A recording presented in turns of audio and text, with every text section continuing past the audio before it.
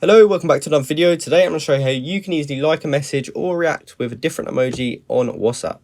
To start with, you want to select the chat that you want to like the message in. So let's just say I was going to like this recent message here. What you want to do is you just want to hold it down.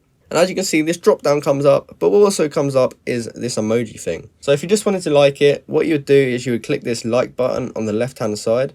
However, you can also react with other emojis. As you can see, there's 5 more options here you can choose. Or if you wanted to react with a different emoji, what you can do is you can click this little plus button. What this will do is you will show you every single emoji, so you can react to the chat however you actually want it. So say if we were just going to like it, what we would do here is click like on the left hand side. And as you can see, it adds a little thumbs up. Now this can be really useful if you just wanted to show the person that you've read their message but you don't actually have the time to reply. You can simply just give them a little thumbs up emoji, so it lets them know that you've actually read their message and reacted to it. So I hope you found this video helpful. If you did, please comment down below that it helped, and like and subscribe for more videos. Thank you for watching.